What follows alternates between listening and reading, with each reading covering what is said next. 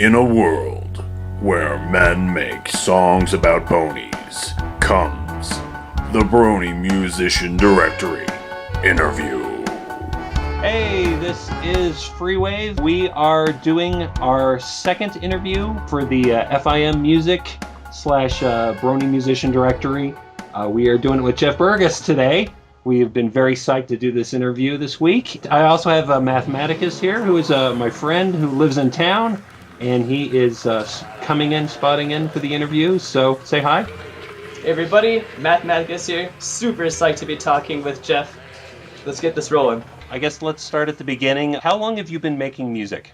Oh God, a very long time. Since I've been in the single digits, pretty much.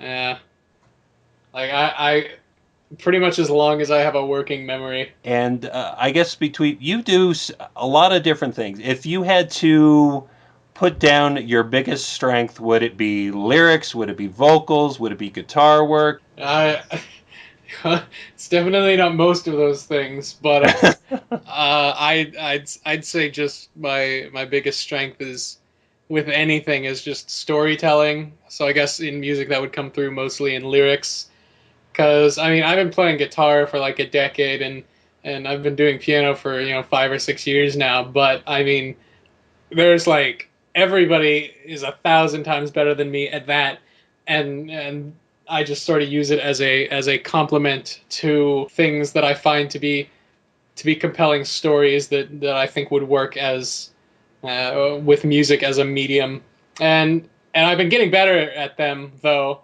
I'm still really terrible at like anything in the post-production side of it. But I mean, I'm trying.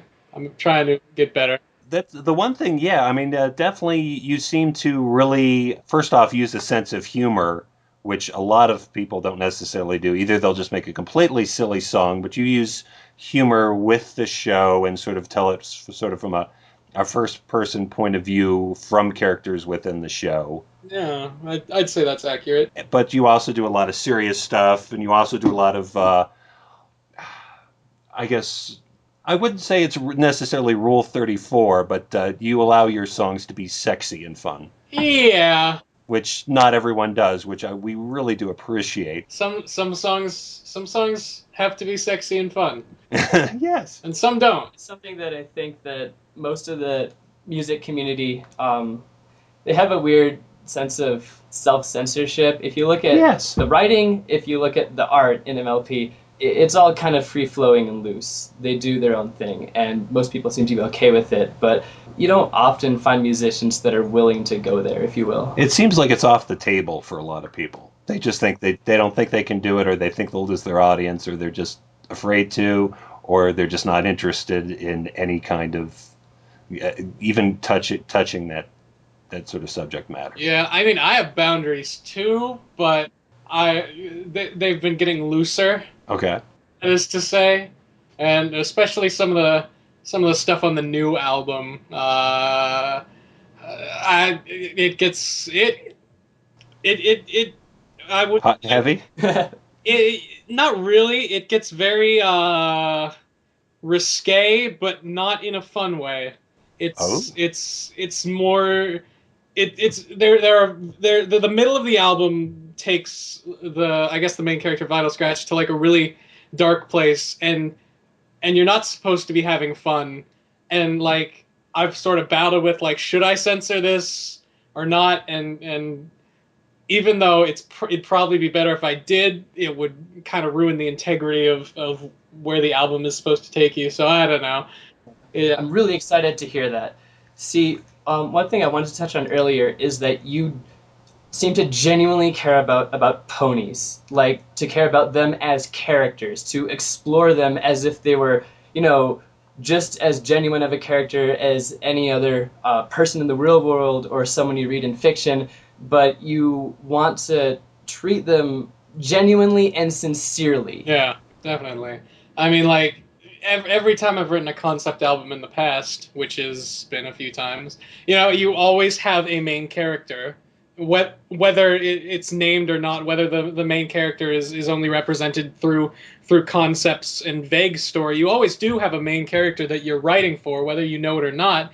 And I see I see it just as the logical extension to take characters in fiction that already exist and put them in that position and let music be a storytelling vessel for them. And I see no reason why you can't do that with ponies or anything else that you're a fan of. I would love to do a Doctor Who fan musical, which would be ridiculous, but I kind of have something in mind. But that would definitely take a lot of help.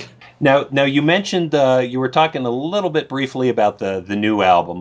Go ahead and tell us about it and what's coming up. Yeah, let me bring up the thing that I wrote to. Okay, sure. It's just the synopsis. Autumn Nights is a concept album by Jeff Burgess and the Bad Bears. Follows the life and career of Vinyl Scratch and all the challenges of turning her dreams into reality. There you go. That's. You know what? That sounds like the best thing ever. I know. If you could describe the album without laughing, that generally helps. I don't know. It's all about, having a dream and trying to achieve it, and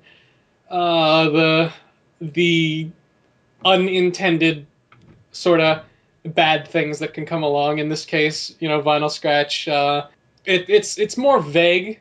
A lot of the lyrics are very specific, but in this, it's more vague about exactly what she's doing in music. I know, because the thing is, what's great about her as a character is that you can write so much because there's barely anything. Absolutely.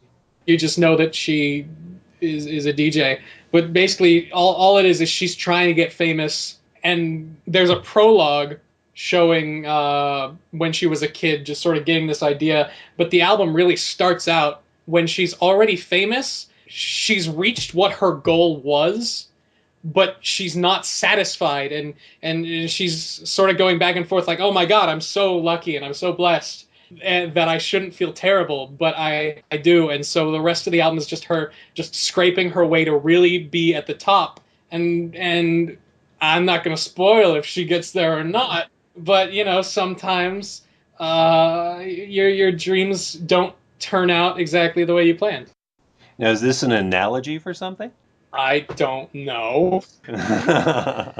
Well, I just want to say I have shivers going down my spine just hearing it described this way, and I can't wait to listen to it. But on what you said about taking vinyl and just running with, I think that's a talent that bronies have in general. The whole fandom, everyone from Bon Bon to Pony Joe to Pokey Pierce to vinyl, MLP gave us this framework, this universe, and like 6 amazing characters to be a foundation. But the bronies have just taken it and ran so far.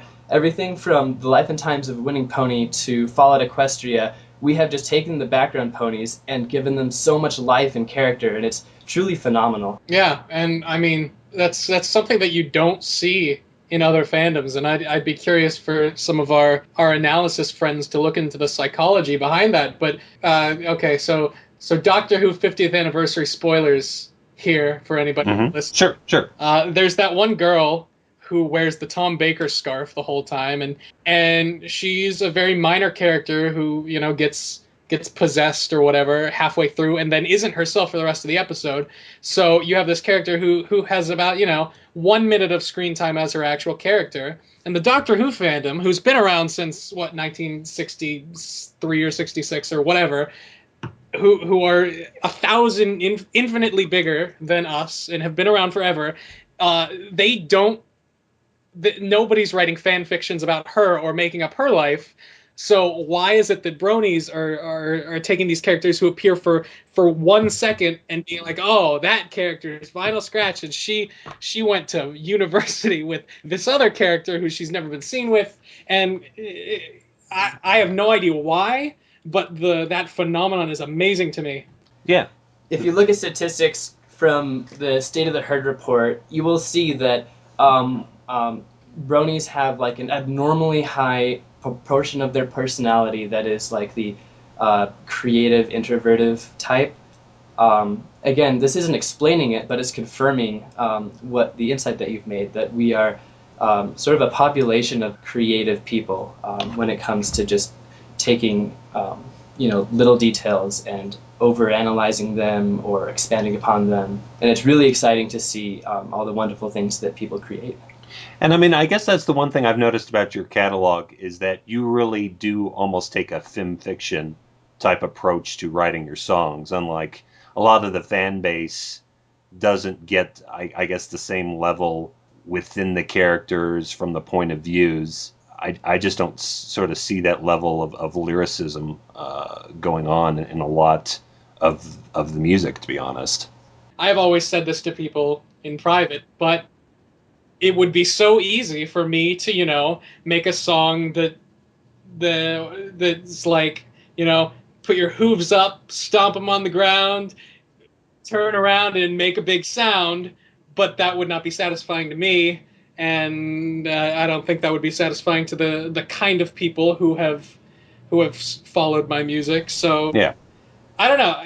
On the other side of things, it is not easy to make a really catchy pop song, and I've made a few. I mean, Home is the most ridiculously poppy ballad I think I'll ever poop out or whatever, but it is. I mean, not to say that any writing is better than any other, but just with the way that I think when I'm playing piano, it is so hard to just play 4 or 5 chords that have been proven to be catchy and write a melody that sticks in people's heads, and then make the instrumental dynamic enough that it doesn't get repetitive. Like, that is just so hard, and I really admire the people that do it because it's just not the way I think, and it's not easy because there's definitely some amount of psychological manipulation in pop music that some people are talented enough to crack, but I have no desire to do that, but I do admire people who can. Well, going back to your style and your storytelling, I think you mentioned earlier that you had a background in theater. Do you want to talk about just the life and times of Jeff in the theater and how you've carried over anything that you've learned into your pony music? Well, sure. Pretty much my entire musical formal background is in theater. I've been doing shows since I was in grade 2, back in elementary school, and since then I've probably done. It's hard because I've done so many, but I'd say probably about 100-ish musicals, which I've stopped doing because they get so hard and so stressful. And I've written music for some musicals that have been put on, and I've written lyrics and stuff, and all my formal training vocally was through 6 or 7 years of musical theater voice lessons. And then at the same time, all of my musical influence came from not just from the musicals that I was listening to and loving, but also my earliest musical memories are listening to like the Beatles and rock music. So all of my compositional elements have come from musical theater, but I've been more interested in funneling them into rock music. I hate saying that as a genre because it's so broad, but yeah, it's all sort of this synthesis of these 2 different musical schools of thought that I've sort of grown up with. It's hard to self-analyze. Oh, it's okay. That's what we're here for. Let's just say, obviously, where you come from, your theater background is a huge chunk of how you write and your approach to music. Yeah, definitely. I was going to say, if you look at Born to Trot, sort of your debut into the pony music, You've got Aphelion, which is maybe my personal favorite of yours, which is a very, you could call it theatrical perhaps, but slow and epic, if you will, yet it still has that really sick guitar solo in there. And then we go to something like Manhattan Nights that's got a lot more of a upbeat feel to it, and that's reminiscent of maybe a theatrical production, how it sort of flows through a number of phases, how it has different moods that the whole piece goes through, and it ends up being sort of a journey in and of itself. Yeah, that one was pretty much supposed to be like a pony version of One Night in Bangkok. Oh, nice. From the musical Chess. So, yeah, that one No, that one's definitely very theatrical and poppy at the same time.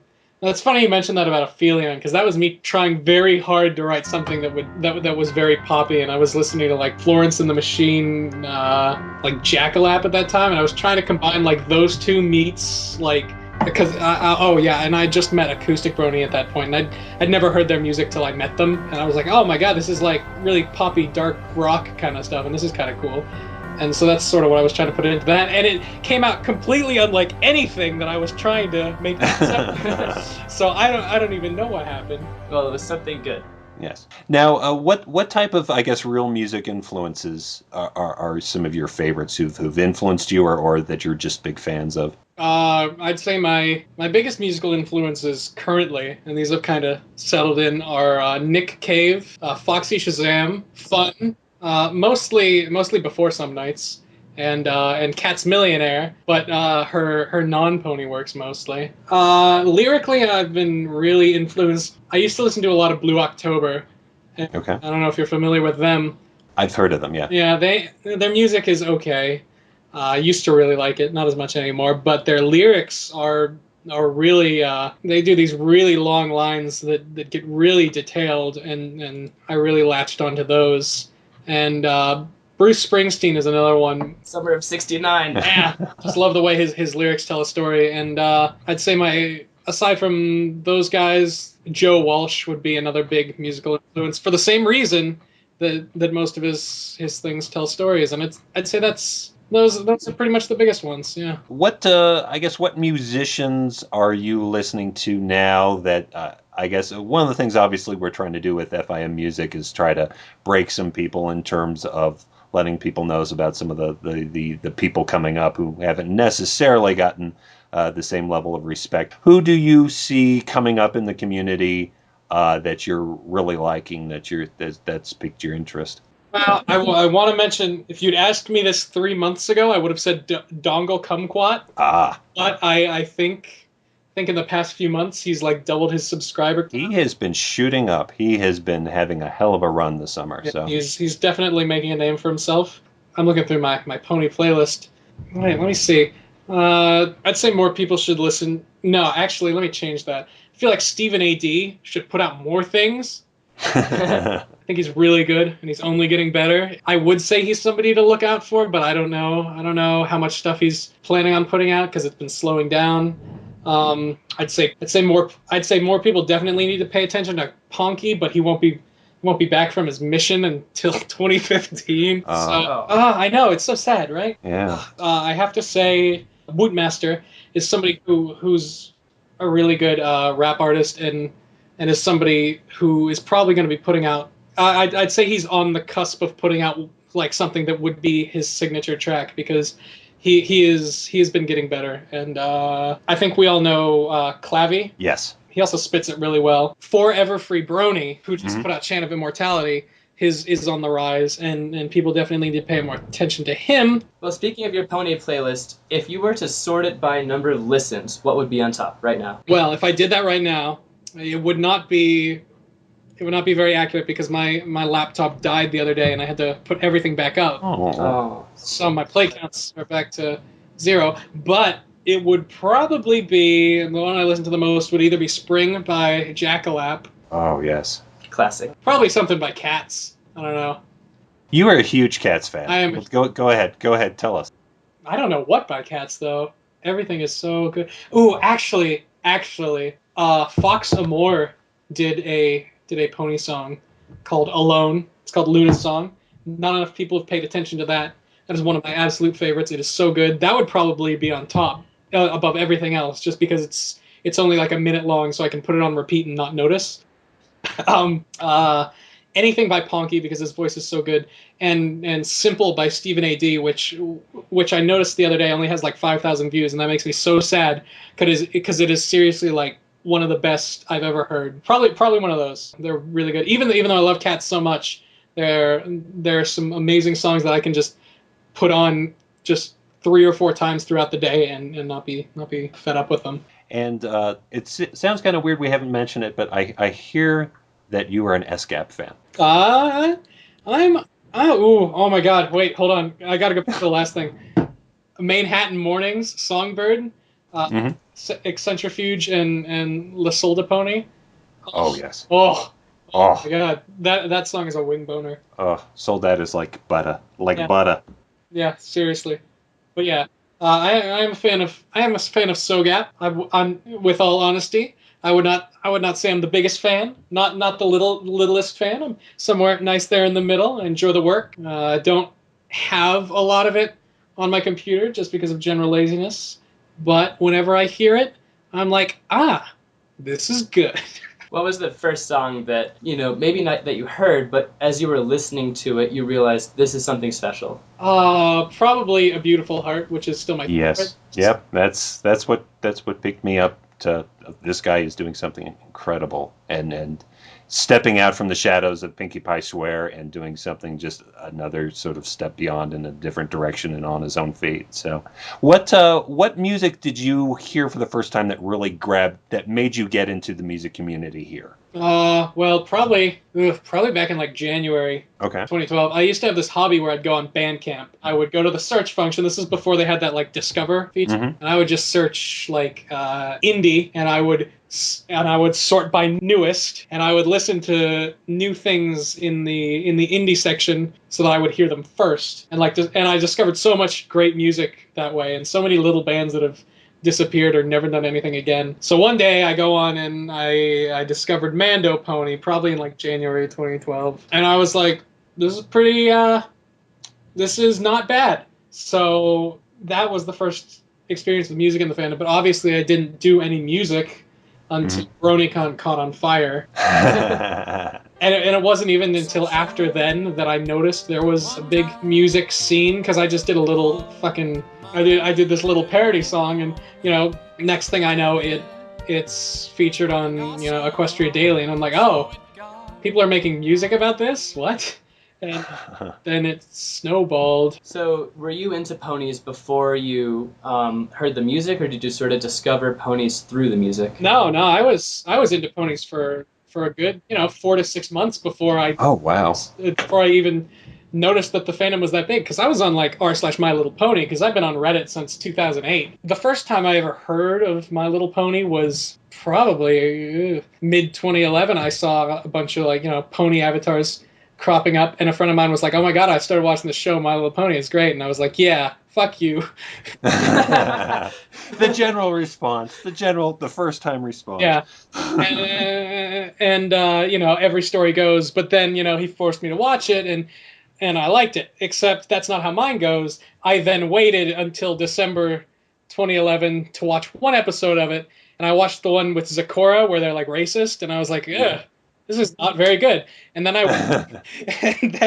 I didn't watch any of it again until probably February or March, and I started at the beginning, and I liked it, and that's when I got into the fandom, but I did not realize how big it was until it was too late. Yes. They sucked you in. Yeah. So can you recall that feeling that you get when you're watching it and you're like, no, yes, no, yes, oh my god, I like this, fuck. I don't know. I mean, I'm pretty open-minded. I just tossed it on, and it was all right, because I don't know. I guess my prejudice was that I assumed they were watching like the 80s show, like it had come back ironically, because at the time that's what everybody was doing. They were liking things ironically, and that's what I sort of assumed was going on. But I mean, I'm pretty open-minded. Somebody told me they liked it, and so I was like, okay. And it turned out to be good, and no regrets. Excellent. Let's talk about your music for a little bit. If you had to highlight some of your favorite songs, which you've done, which you're most proud of, what tracks would you pull out and say, this is some of my best work, this is what I'd like to be known for? And perhaps a track that, maybe doesn't have as many views as Home, for instance. Yeah. Well, I have this big compilation album up on my Bandcamp called 100% Horse, No Pulp, No Additives. And the order of the songs on there is pretty much mostly by how much I like them. So it starts with I just have to say I really like Somber, even though it's... Absolutely. Even though it's a really obvious just attempt to sort of do Some Nights harmonies. I like it, and I like it a lot. I don't know how many views any of these things have, but I wish they had more because I like them a lot more than Home. Even though I mean, not that I don't like Home, it's really good. Leave This World Behind is one that is probably the most disappointing to me because I put it out like right after Home, and I was like, oh my god, this is like some of my best work, and it is. And I don't know, not a lot of people really noticed it. There's always a couple tracks like that. You're just so psyched when it comes out, and then it just sort of plummets, and you're just like, yeah, God, all that work. Exactly. And then my other favorites haven't come out yet, so be on the lookout for those. And when is that album coming out? It's coming out January 1st, 2014, 7 p.m. Only on Celestia Radio. Streaming. Celestia Radio. Celestia Radio. So it's gonna get broadcast through there on you're saying January 1st? Yeah, January 1st, 7 p.m. Eastern time. Wow. And then I'm gonna broadcast to my YouTube. I'm doing a live show of it from my garage. Yeah, I'm bringing in some of my friends who are in a band and some other people to do a show of the album. So is that the actual Bad Mares, or do you jokingly call that the Bad Mares, or is that all just innuendo and trickery? No, there are. The Bad Mares is just sort of slang for anybody I play live with, like when I played live with like Tarby and Jof, and assuming, I get invited places this year, then the plans are to put together an even bigger backing band, even more Bad Mares. So always need some saxophone in there. Oh yeah, never go wrong with that. Absolutely. Well, Jeff, I think we've covered the big stuff here. We're all excited to see the album. You've got probably the biggest single compilation album release of your existing album out. Obviously, if anyone wants to check out your catalog, it's all in one big release at this point. Yep. Yeah, you can get pretty much every song I've ever made for $7. $7, which if you went to iTunes and you paid $1 a track, it'd come to $47. So it's a bargain. It's 47 tracks, plus you get a zip file full of a bunch of other tracks that I can't legally put for sale, but I can attach to the sale. Nice. So bonus. Nice bonus there. Pretty much just parodies, so I would not call them good. Well, it was awesome to have you on. Yeah, thank you for joining. Be here. Yeah, thank you for joining FIM Music, and we appreciate you joining in early on this. And I know you've given us a lot of thumbs up and encouraged us going ahead and doing this type of thing, and we really appreciate you joining in. Thank you. It's so good to be here. Gonna keep your fingers crossed for the release. Yes, January 1st. Yeah, everybody in the world better be there. The whole world will be there. There better be 7 billion listeners to it. 7 billion. All right, thank you, Jeff. Bye.